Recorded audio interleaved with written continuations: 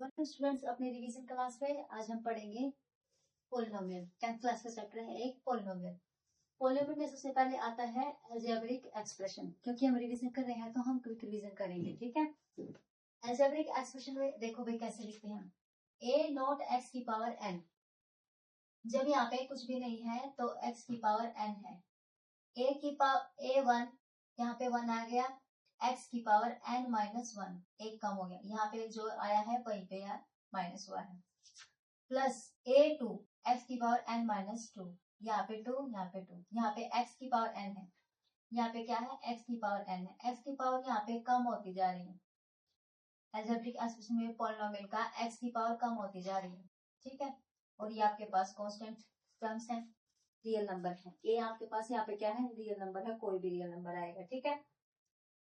Last में चलती जाएगी ऐसे ही, लास्ट में an जो आपका कांस्टेंट बचेगा, क्योंकि x की पावर कम होती जा रही है तो लास्ट में वो बिल्कुल खत्म हो जाएगी, जीरो हो जाएगी। इसलिए आपका सिर्फ कांस्टेंट बचेगा, लास्ट में कांस्टेंट टर्म आएगा। ये यहाँ पे क्या है, रियल नंबर है। रियल नंबर मैंने बताया भी आपका whole number, natural number, integers, rational, irrational, सारे नंबर आपके रियल नंबर होते हैं, ठीक है।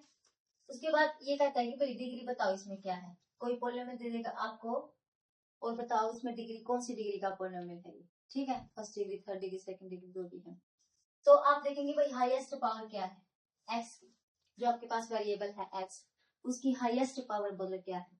हाईएस्ट पावर देखने के बाद आपको पता चला हाईएस्ट पावर यहाँ पे n है, तो ये n डिग्री पॉलिनोमियल है, ठीक है। n डिग्री, अगर हाईएस्ट पावर n है तो डिग्री कितनी है, n, 1 2 3 4 5। अब यहाँ से देख लेना, हाईएस्ट पावर जितनी भी होगी x की वो उसकी डिग्री हो जाएगी। हाईएस्ट पावर ऑफ x आपकी डिग्री होगी। उसके बाद आते हैं भाई टाइप्स ऑफ पॉलिनोमियल। पॉलिनोमियल कितने टाइप के आते हैं, कितने टाइप के पॉलिनोमियल होते हैं, तो आपके 4 टाइप के पॉलिनोमियल होते हैं। Types of polynomial, 4 types of polynomial. Polynomial आपके 4 टाइप के हैं। कौन कौन से हैं देखो।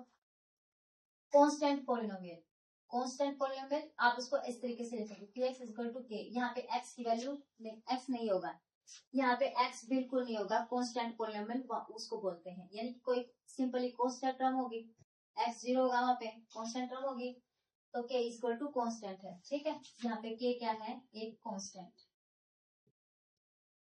क्योंकि कांस्टेंट है तो ये कांस्टेंट टर्म है। और यहाँ पे डिग्री जीरो होती है। क्यों जीरो डिग्री होती है यहाँ पे कांस्टेंट पॉलिनोमियल की, क्योंकि वहां पे x नहीं होता।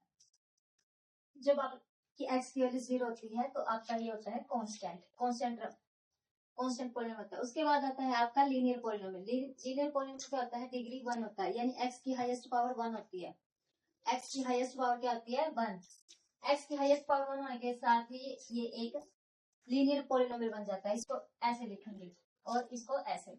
उसके बाद आपका क्वाड्रेटिक पॉलिनोमियल आता है जिसमें डिग्री होती है 2, जिसमें x की वैल्यू क्या होती है, x की हाईएस्ट पावर क्या होती है 2, यानी कि डिग्री वहां पे हो जाएगी 2 और वो लिखा जाएगा ऐसे, ax² प्लस bx प्लस में c। उसके बाद आपका आता है cubic polynomial. Cubic polynomial degree 3, cubic, cube नाम से पता चल रहा है, क्यूबिक डिग्री 3 रहेगी। और यहाँ पे क्या हो जाएगा, ऐसे एक्सप्रेशन इसका लिखा जाएगा ax³ plus bx² plus cx plus में b। और ये है बाई क्वाड्रेटिक पॉलिनोमियल जहाँ पे डिग्री आपकी 4 होती है, यानी x की हाईएस्ट पावर क्या होती है, 4।